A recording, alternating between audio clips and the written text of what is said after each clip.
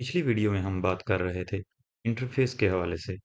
इस वीडियो में हम जानेंगे कि इंटरफेस को पर्सनलाइज कैसे कर सकते हैं।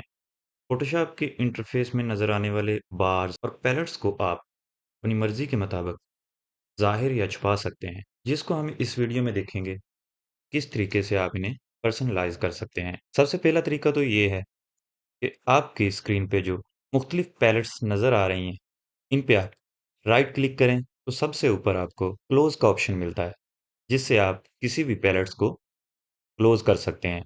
जैसे कि अभी हमने लेयर का जो पैलेट्स था, उसको क्लोज कर दिया। तो इसको दोबारा से ज़ाहिर करने के लिए हम विंडो के मेन्यू में जाएँ, तो यहाँ पे हमें पैलेट्स अवेलेबल हैं, जिन पे हम सिंपल क्लिक करने से इन्हें दोबारा से ऐड कर सकते हैं।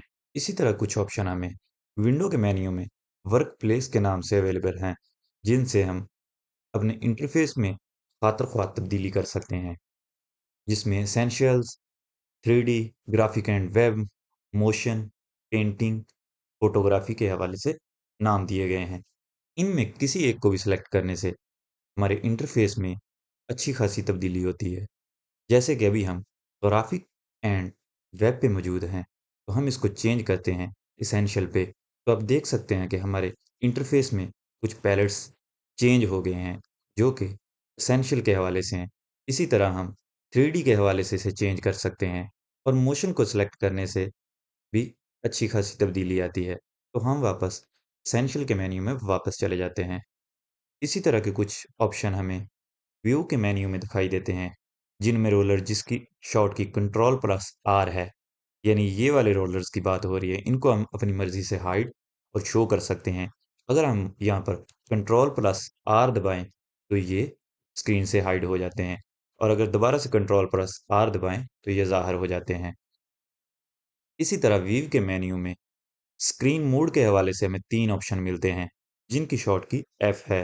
अगर हम अपनी स्क्रीन पे F का बटन दबाएँ, तो आप देख सकते हैं कि हमारे इंटरफ़ेस में कुछ चेंजिंग हुई। इसी तरह दोबारा F क्लिक करने से ये फुल स्क्रीन मोड में चला गया है। इस मोड में काम करते हुए आप किसी भी टूल को माउस के ज़रिए क्लिक नहीं कर सकते, बल्कि आपको कोई भी टूल सेलेक्ट करने के लिए शॉर्ट की इस्तेमाल करना पड़ती है। जैसा कि मैं अभी मूव टूल पे हूँ, और अगर मैं सिलेक्शन लेना चाहूँ, तो उसके लिए मुझे एल को प्रेस करना होगा, जिससे हमारा सिलेक्शन वाला टूल सिलेक्ट हो गया है।